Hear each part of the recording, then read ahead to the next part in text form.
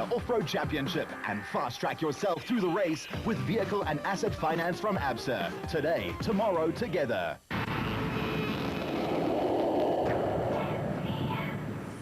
Go!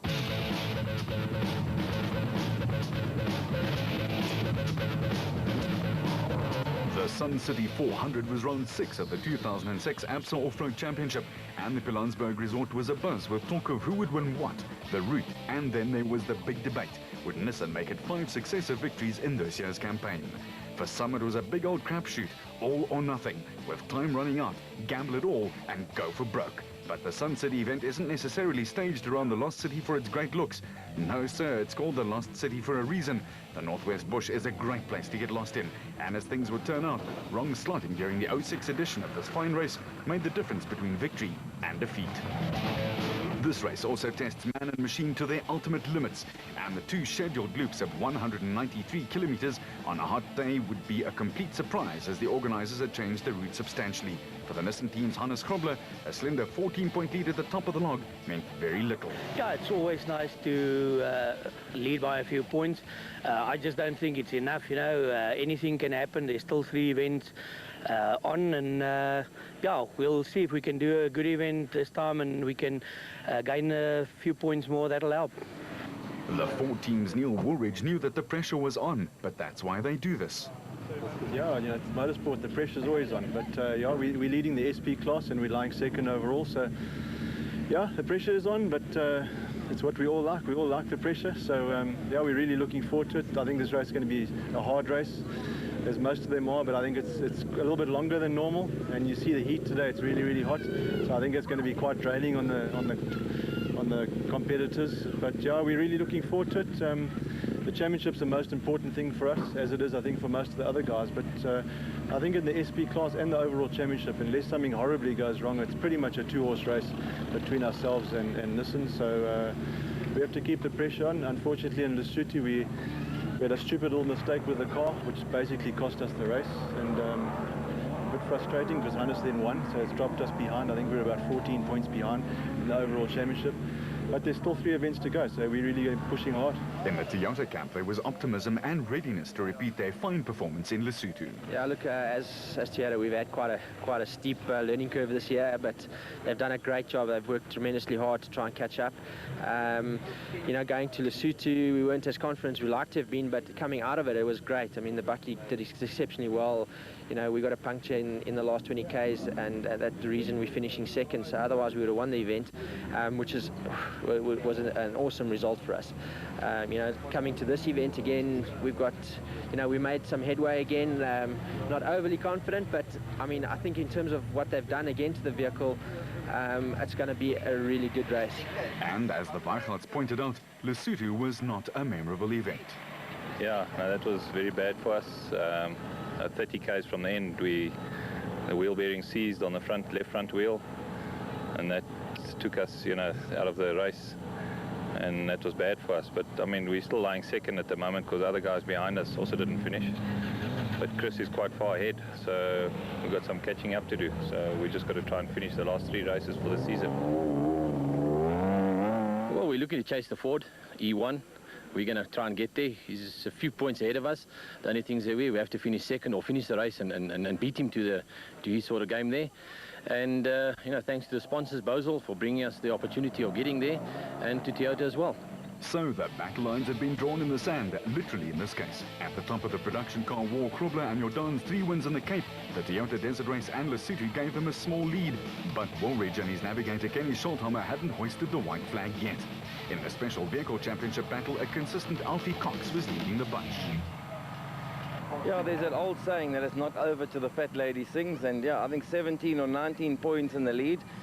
I think the objective now is a cautious approach, and I just think that I've got to think about the championship. It would be fantastic to win the championship in a special after winning last year in the production vehicle, but it's not over yet. I mean, obviously Evan, my teammate, is a hard taskmaster, and you know, he wants to win as well, but there's no team orders.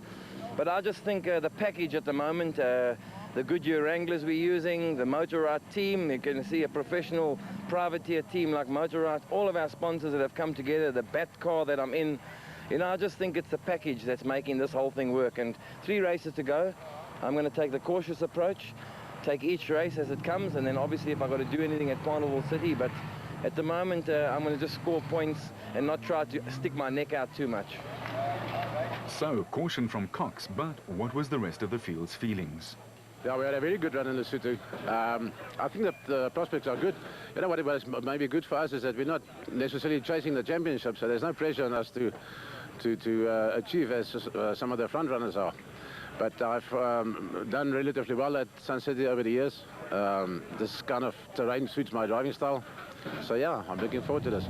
The father and son combination, Jan and Hendrik Kraai, were leading Class B, and they were almost singing.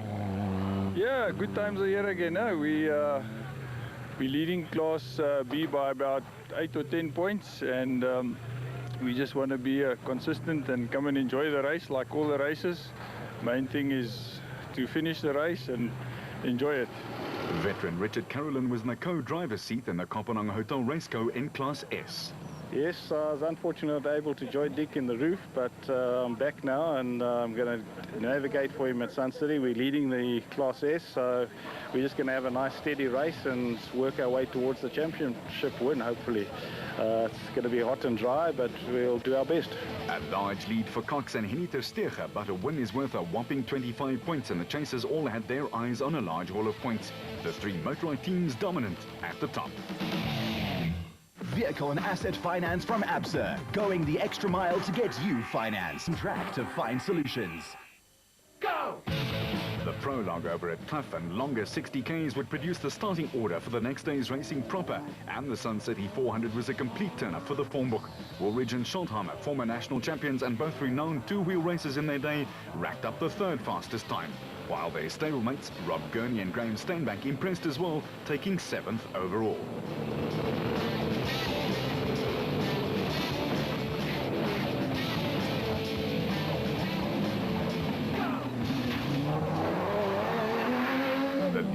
Nissan was in the capable hands of yet another former champ, Duncan Foss and Ralph Pitchford, but they could only finish 15th fastest. They would have to eat dust on day 2. Class E leader Manfred Schroeder and Ward Huxtable had a 7-minute lead in their category and was 16th overall. With the leading Toyota, that of Hego and Jaap de Bruin in 18th place, 8 minutes off the pace, but leading Class D.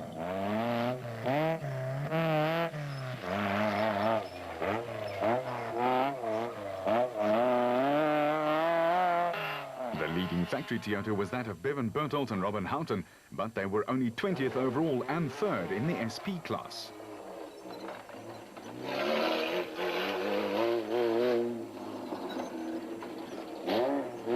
Newcomers Harold and Tian Kun and their Landy impressed with a solid showing in 24th place in a field totaling 71 cars.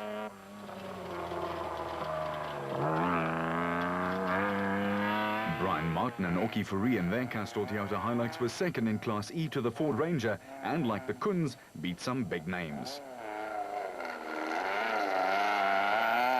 including Mark Cronje and Chris Birkin, who had wrong slotted and incurred a 60-minute penalty.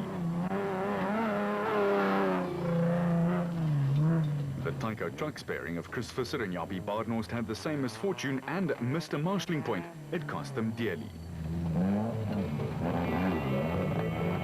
The BB Auto crew, Arnold Du Plessis and Johan Knox in the Nissan Hardbody, was another of the 22 cars that wrong slotted and took the penalty.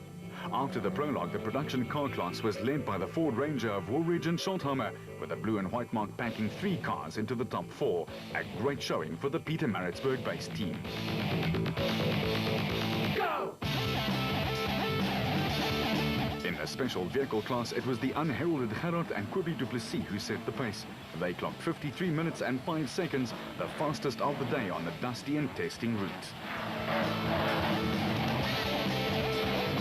The Western Cape race victor Brandon Harkis, with Marcel Trethouille riding shotgun, again performed in the motorite back to take 2nd, just 24 seconds down. And it was a day for the lesser-known teams. Herman Sulwalt and Hendrik Fourie in their Zarko Magnum took 3rd in Class A and 4th overall, while the Leo Conix Internet entry of John Moore and Ashley Thorne took 5th in their Caloi.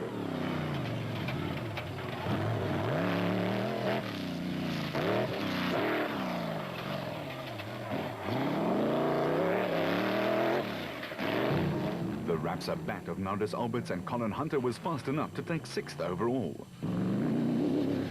With 2005 champion Alfie Cox and Henny ter Steege in the motorite bat filling 8th place and 6th in class.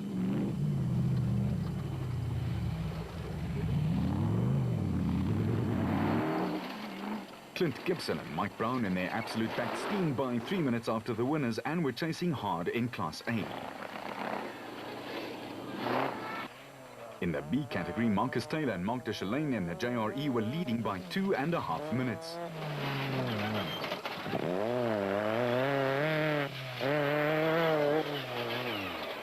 But they were pushed hard by Evan Hutchison and Akim Bergman in their motorite bat, the third of the black and silver liveried cars in the top 11.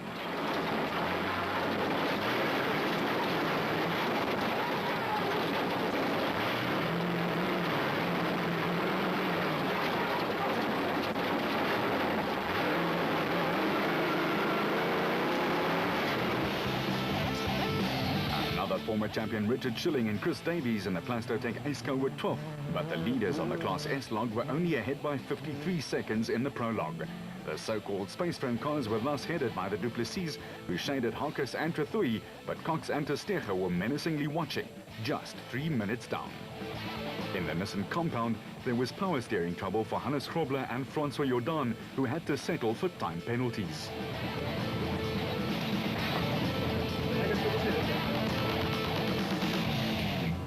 We had a good start and the car was performing very, very well at the first 8 kilometers, and we hit a little rut in the road and the power steering packed up, and it's not so easy to drive this vehicles without a power steering.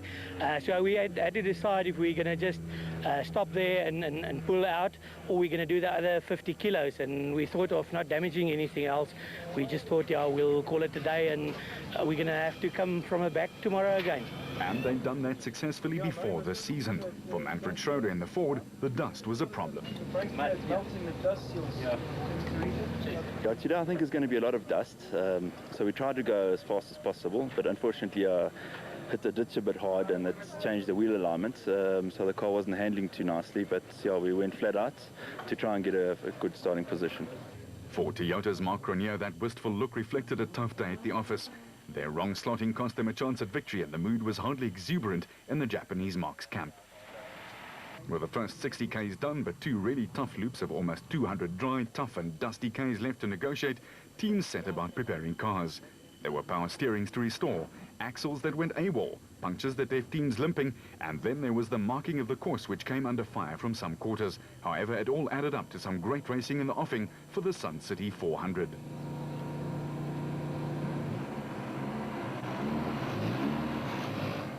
At sunrise the next day, all the pains had been set aside and teams were ready to do battle. For the Ford squad, it was a superb outing on the prologue jaunt, and they were ready to do it all again. Yeah, the Ford team had a fantastic day yesterday. You know, we knew it was all important to have a really good, strong time trial because of the dust conditions today. You see today it's going to be another steaming hot day. It's very, very dry, so it was imperative to get a good start, which we did. We managed to get pole position, and more importantly with our teammates Robin Grimbo in second position, and Manfred's also put pole position on Class E car, so a fantastic day for Ford. We just hope we can keep it up for the next 400 Ks. For the ever-improving Bevan Bertolt, there was a train to catch. Yeah, our car's doing well. We had a small fuel hose come off yesterday. It took us about 7 minutes. Then we got that going. We had to wait for a train. But it was going well. The car's beautiful, and it's not yesterday doesn't count. Today counts. So we're starting 21st, not too bad. And just need to come in the top 5 where we're well off. Notice the little word just in there, and that's a word that gets used in off-road a lot. Foss and Pitchford were ready too. Yes, yesterday we didn't have such a good time trial. We got a puncture and we wrong slotted once. But today, yes, we're just going to push as hard as we can. Obviously, there's going to be a lot of dust today. And at the same time, we've got to try and keep it safe. And what about the screamers? The hooter-like devices that the drivers use to indicate their presence in an overtaking situation. Yeah, the screamer story doesn't always work too well. We do make use of it, but it's up to the guy in front to decide if he's going to move over or not. For Cox, there was heartbreak within sight of the prologue finish line. Yeah, you know, getting a puncture 8 kilometers from home, leading the time trial, You know, I just had to soldier in. It takes you longer to get out the car to change the tyre than just to keep going for that 8 kilometers. So all in all, I think I lost 3 minutes to the leaders. So I think I'm starting 8th or 9th today. But, you know, like I say, it's a cautious approach for today. It's a long way. It's 400 kilometers exactly. And, you know, yesterday, obviously, I saw with the big fires that they've had here that the sawn-off thorn bushes can just puncture the tyre quite easily. So, yeah, I'm going to come from behind today, take one step at a time, and hopefully the day will go my way. We know a song with the same name, but there was no time for crooning at the Sun City Sports and Recreation Club as the countdown to the racing proper started. Spectators turned up from nearby Rustenburg and the surrounds to see their off-road heroes in action, and they knew they were in for a treat. Prologue winners, the Du Plessis, were off with a 25-second advantage over Harkus and Trethuri in the first motorized bat. Woolridge and Scholtheimer and the Ford Ranger were third off the line. But it was clear that the lack of rain produced massive clouds of dust, and it would be a tough all day steering through a windscreen, finding the right route, or trying to at least. Herman Silwalt and Hendrik Fourie were next under starters' orders, with John Moore and Ashley Thorne in the Kaloy and Nandis Alberts and Colin Hunter in the Rapsa bat, bolting for an imaginary gate. Du Plessis and their Jimco were unaccustomed to this sort of attention, but their good luck and gearbox only held for a measly 5Ks as their gears gave up the ghost. Therefore, Harkus found himself in the lead. Not that the motorite man did not like that possession. In fact, far from it.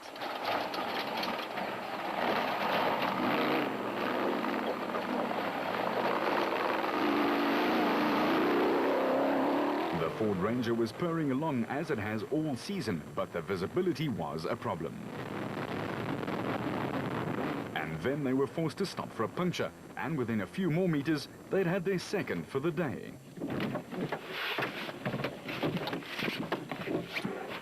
Silwald and Fourie in their yellow Zarko Magnum were still upstaging the big names and clearly reveling in it.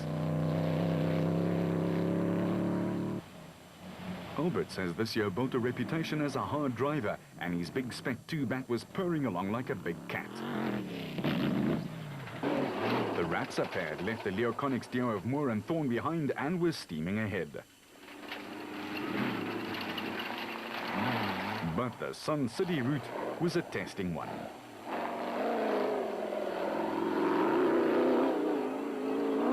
For Gurney and Steinbach, there were electrical problems early on, and it cost them more than half an hour.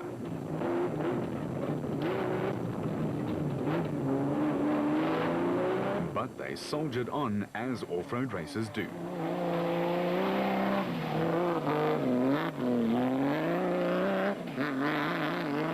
As for Gibson and Brown in their back with a big Chevy engine, they were shooting up the pecking order after starting 9th.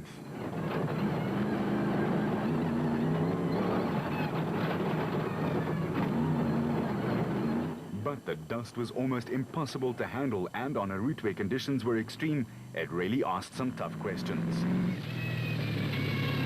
Taylor and Deschalane were holding station in 10th place, but disaster was waiting for them.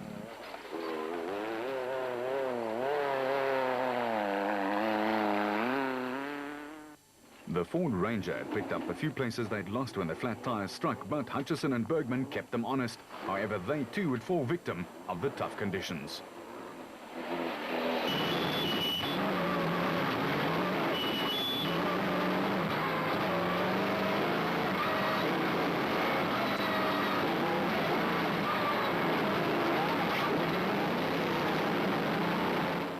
Class S Championship leader Richard Schilling and his Plastotech race partner Chris Davies had lost minutes to Class S leader on the road Nick Gosler and Richard Carolyn.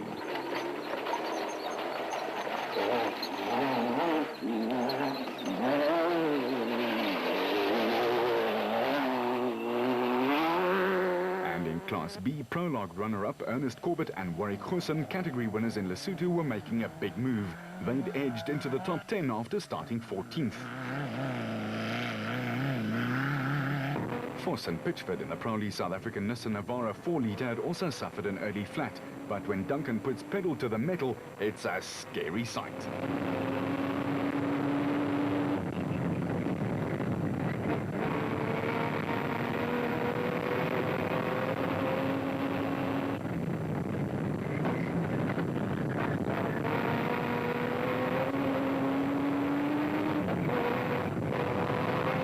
In Class E, Schroeder and Huxtable, who'd notched up 4 consecutive finishes and only missed out on another in Lesotho, was steady as she goes.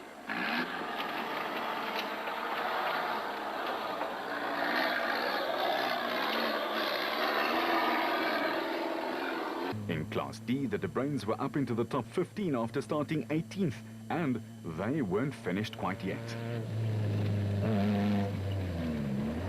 For Berthold and Houghton in the Castrol Toyota Hilux, there was more improvement.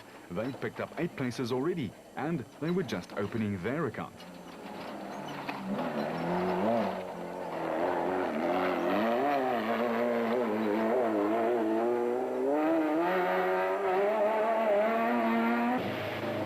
The Zarco Truggy of Gil Nel and Johan Smallberger was on a roll too.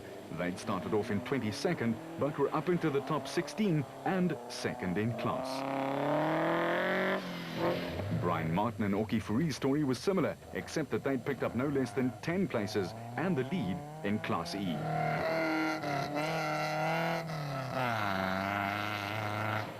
Their nearest rival was Douwe de Boer and Siemendelaan actor Ben Creer, but they too would be forced from the race with a blown engine.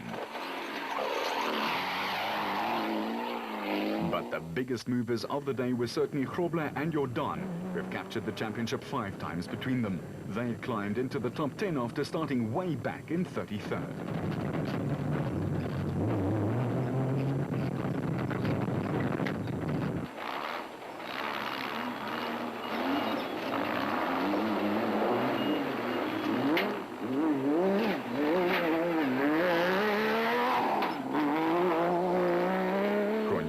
Birken too were flying along, but their time penalties cost them dearly.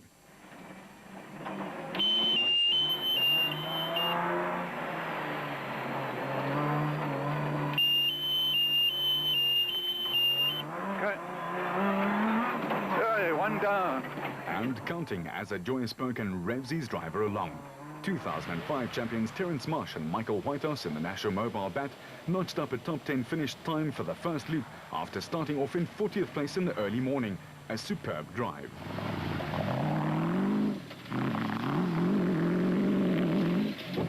The Race Sonics lads could see Labeskaghni and Johan Gerber had left the line in 45th place and had climbed steadily, but they too would have to give best to the Northwest's heat and dust.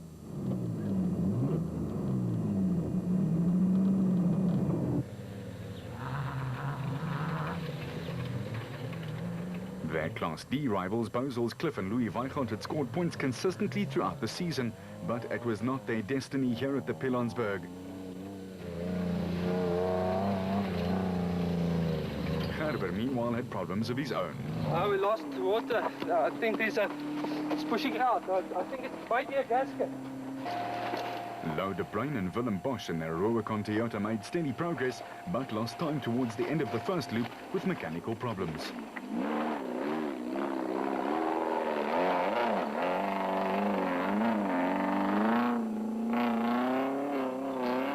The Race Sonics team was still battling with that gasket, while the rest of the field just shot by with the wave.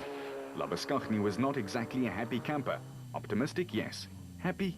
Definitely a big no. You think you're going to make it? Nothing is going right there. All those gremlins, but we'll be there. You think you'll get back to DSP? No, for sure. It's just a little bit of overheating problems, but we'll sort it out. We thought we've caught it now.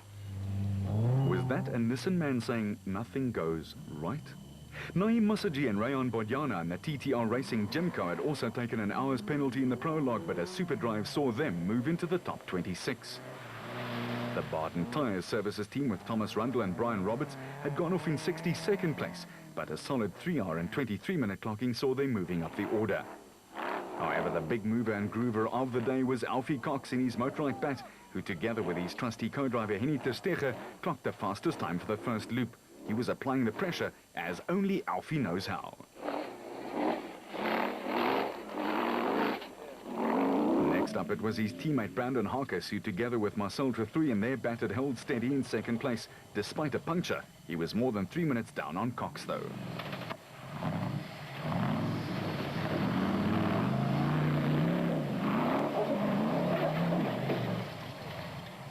Silwold and Fourie moved up one place after overtaking the Ford Ranger, and clearly Herman was reveling in the dry and dusty conditions.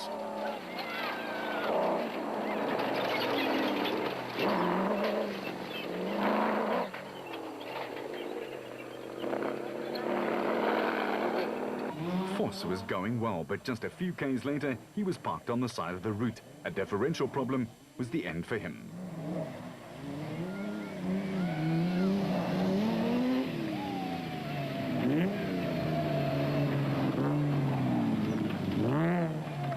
Voss and Pitchford's strange season continued.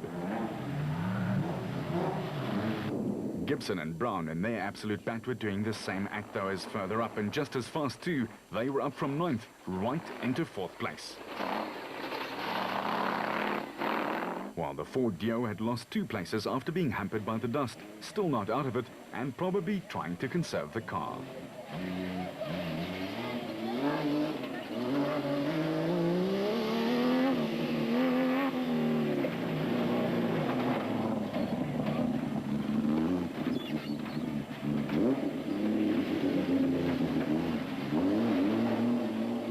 Of the route was confirmed when the next car made it 4 out of 6 for the special vehicles, as Ernest Corbett and Warwick Goosen jetted into view in 6th place. But almost got it stuck sideways.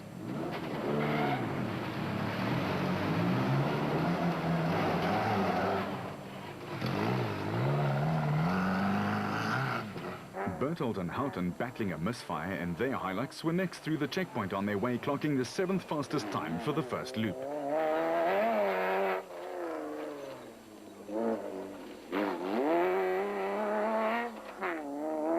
Manfred Schroeder has a quiet driving manner, almost seeming to be out for a Sunday afternoon spin, but he does so in double quick time. He and Huxtable were up into the 8th place. You take the low road and I'll take the high road, or something like that.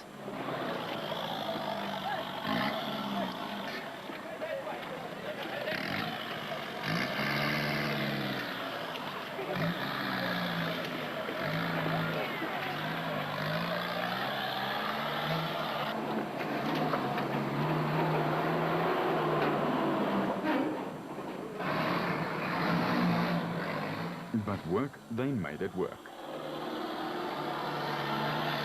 Next came Grobbe in his typically spectacular style, letting it all hang out. Easy to see why the spectators love watching him.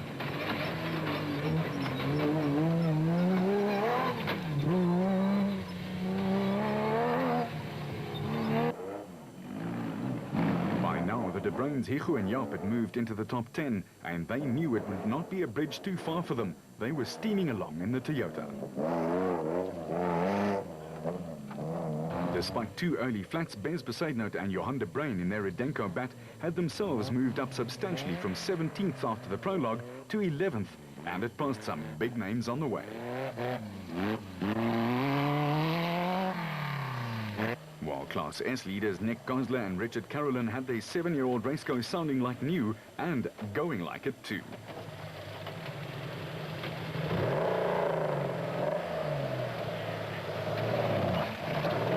And we think that's called making sure.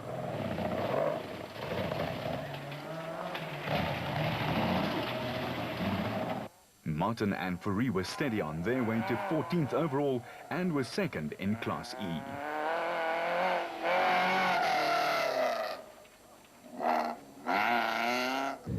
With Kobus van Tonder and Rian Guelpa picking up no less than 15 places from 30th up to be second in class.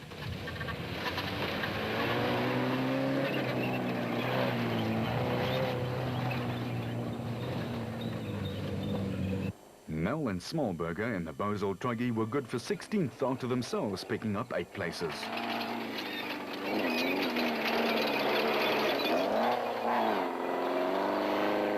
Gurney and Steinbank had had a disappointing ride. They were 7th off the line but took ages to repair an electrical problem. They plummeted to 19th place.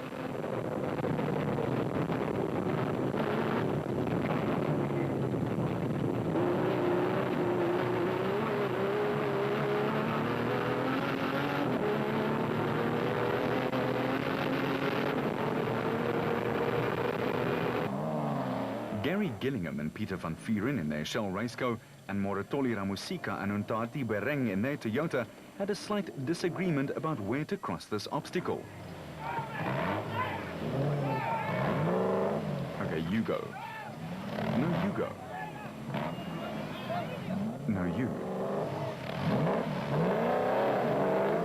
But they eventually sorted it out. We do wonder if they shared a beer afterwards. We figure so.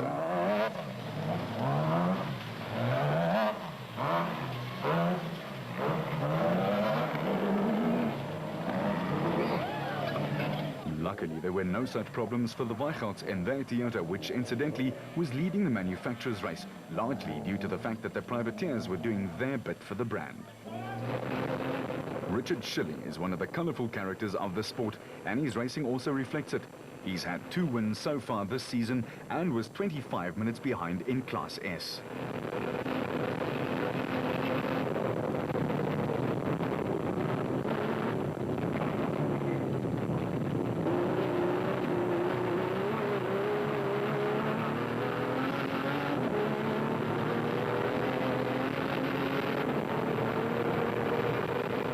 Karl-Heinz Sulwalt and Paul Helberg and their Zarco were solid even after having to repair both the top A arms on their car.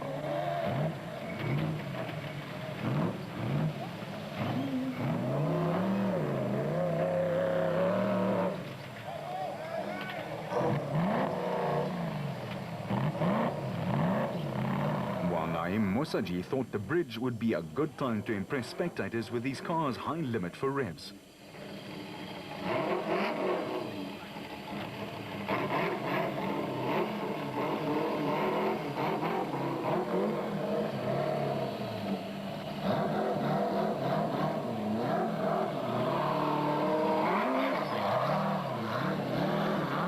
Figure they were impressed after all.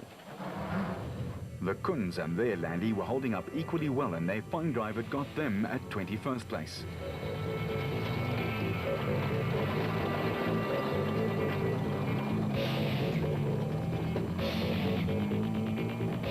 Yuri and Andre Duplessis had missed a few of the Marshall points out there, but decided then to retire after Loop 1 because they realized that it would cost them too much and the time penalties would be too much to make up. As for David White and the Rurikon Truggy, they say there are several ways to skin a cat.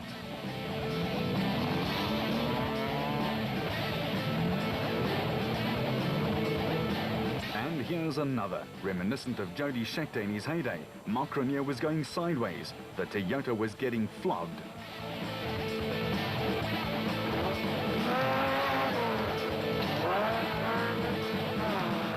Back with more off-road after this. Vehicle and asset finance from ABSA. Overcoming finance from ABSA. Going the extra mile to get you financed. Go!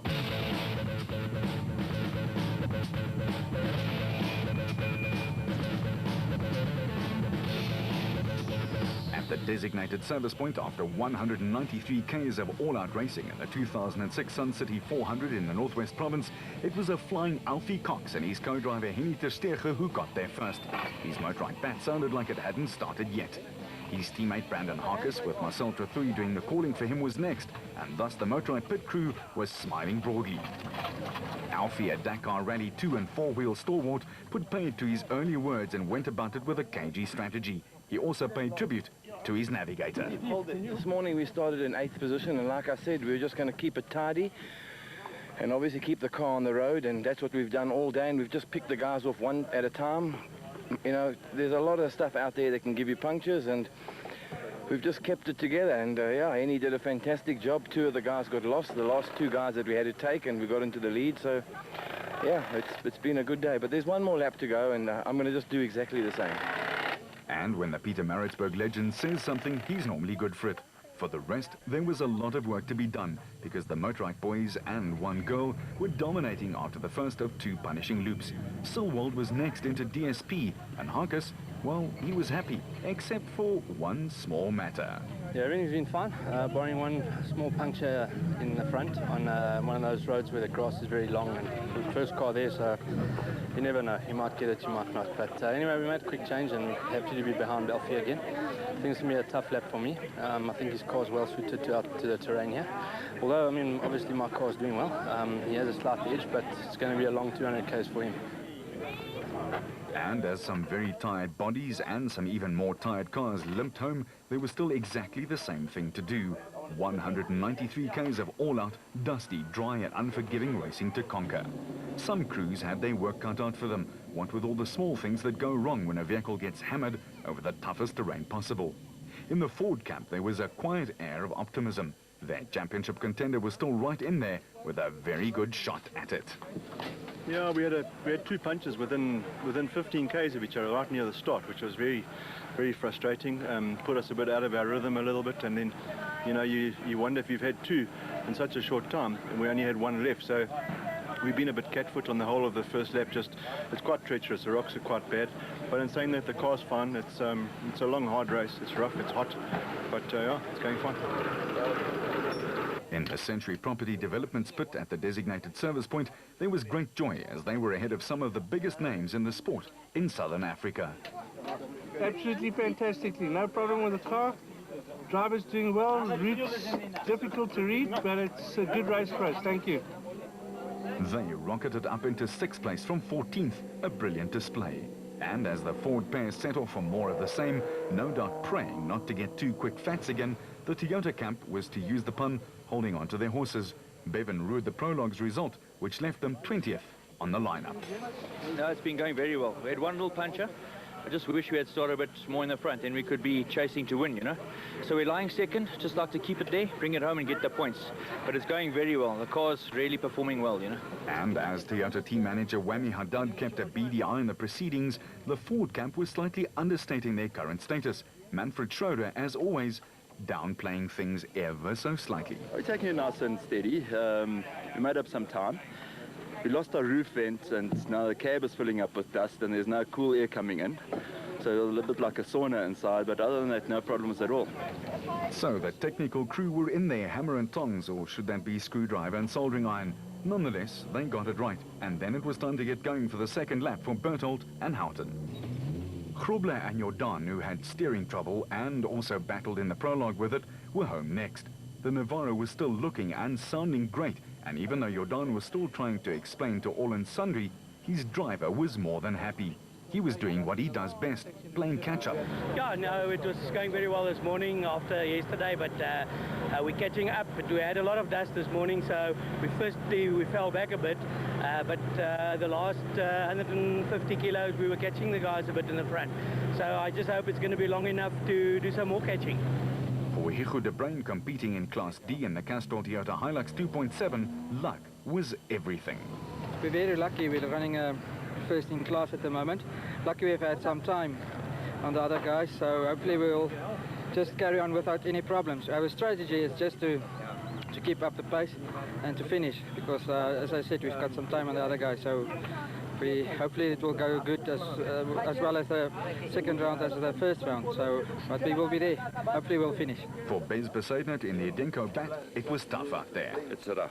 It's very rocky. It's dusty. It's not easy. Definitely not. And any problems with the heat? Car going okay? Car going fine. No problems except for flat wheels. We're running them now 3 at a time, it looks like. So, yeah, no further, everything's okay. And strategy from here on in? Same as for this morning. Beat the rest. And that's what everyone was trying to do. Yeah, it was tough. With us starting right at the back of the field, I didn't see anything in the first 50 k's with the dust. As it's starting to open out, it's rough. A lot of cars falling by the wayside. We've made our way through the field. I think we up to about 15th after starting 40th. But we really just have to bring it home now. We can't really catch anybody with our time penalty. So we really just have to bring the car home. Vehicle and asset finance from ABSA, going off the beaten track to find solutions. Finance from ABSA, overcoming all obstacles. Go! On to the final loop of 2 very hard and exacting runs in the 2006 Sun City 400, the 6th round of the ABSA Off-Road Championship. And and for Alfie Cox it was all to play for, but at the same time he had to protect his big lead on the championship log. Conversely for Harkus, it was all or nothing, and he had been eating his stablemate's dust for quite a few Ks. He and Three were going as hard as they could. Herman Silbolt and Hendrik Fourie were going along at pace, and their third position this late in the race was their best showing of the year.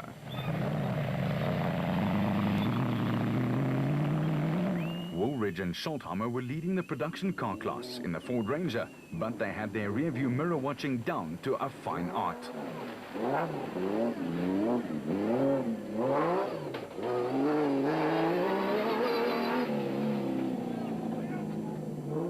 Why, you may ask? Well, Clint Gibson and Mike Brown was the absolute bat filling in between the Ford team.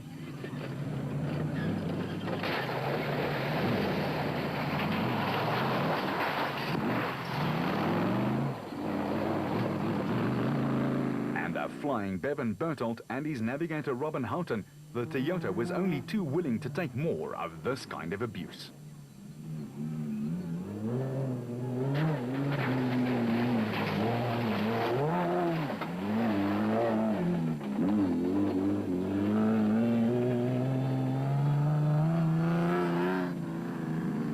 Corbett and Goosen were next, leading Class B by a healthy 25-minute margin, one that would continue to grow.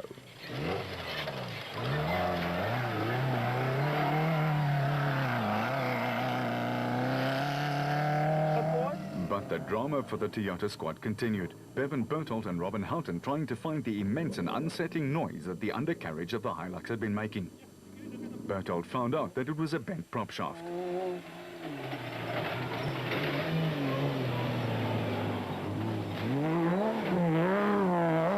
For the proudly South African Nissan Navara team, there was exactly the opposite. As is their want this season, Grobler and Jordan were doing a Copperfield and pulling a rabbit out of the hat. They were storming through from 33rd to 7th and still climbing.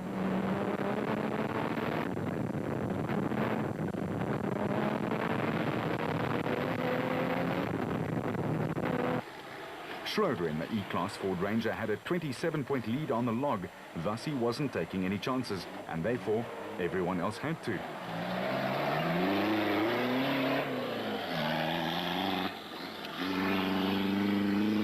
In temperatures nearing the 40-degree mark, the off-roaders roared by. The De Bruins and their Toyota were finally into the top 10 and leading Class D. Marsh, still recovering from an appendix up, and Whitehouse, who were defending their Class A championship, scored in all but one event in 06 and were, as always, rock steady.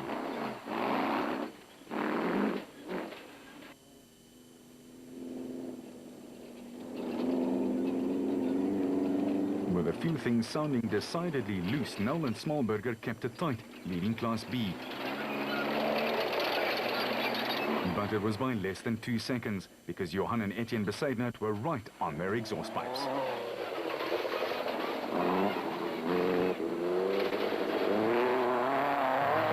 John Moore and Ashley Thorne were in a solid, if not spectacular state. They dropped 6 places and were due a few more because of a broken rear cradle mounting.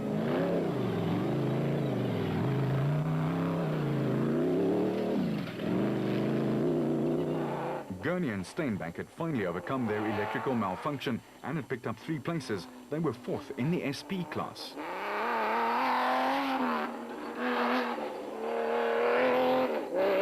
But not for long, because a flying Mark Grenier and Chris Birkin were on their tails, and they soon went by.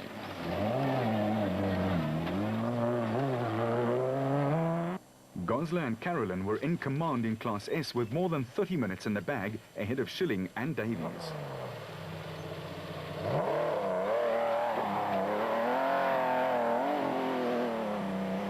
The open flat stretches were a joy, but the heat was causing several cars to overheat. Marius van Vieren and Johan Coetzee Bozel Zarco clearly wasn't one of them.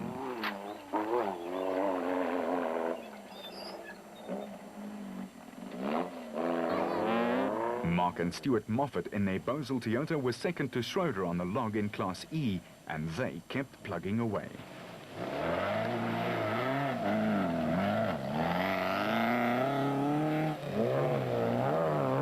While the Koens were second in Class D. the front though, Harkus had somehow found a way past his teammate Cox, and now he was carrying all the pressure. The hunter became the hunted. It was classic, no team orders, race as hard as you can stuff.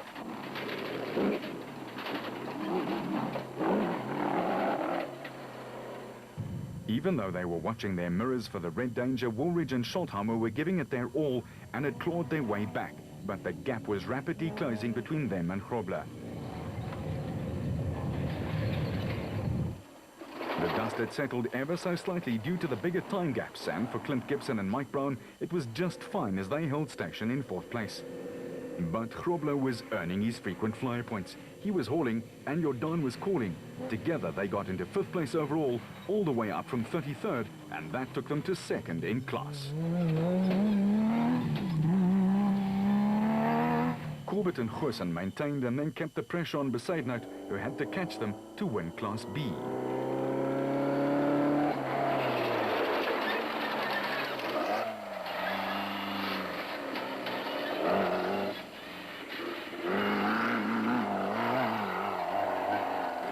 Mr. Steady himself, Manfred Schroeder, piloted the Ford Ranger to a superb 7th place and a class victory with exceptionally solid driving. While Berthold's Toyota punctured and they lost valuable minutes in exchanging the offending rubber.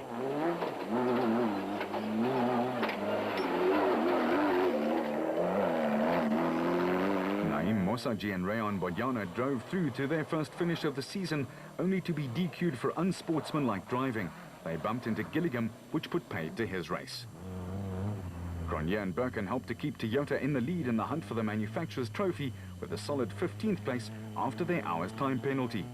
Were it not for it, who knows? Gosler and his co-pilot Carolyn won Class S with a handsome margin at the finish line.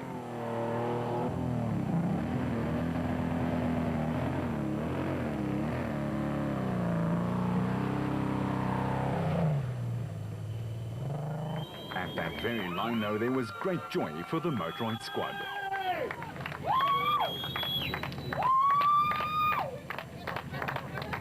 As Harkus and Trathui brought it home for their 2nd victory of the season and the Motorrad team's 2nd 1-2 in 2006. Well done. Brent, where's Elfie? Cox had to settle for 2nd, exactly 4 minutes in arrears. A fine drive considering his points lead at the top of the championship log for the special vehicles. For Harkus, the sweet, sweet taste of victory and motor racing's age-old celebration.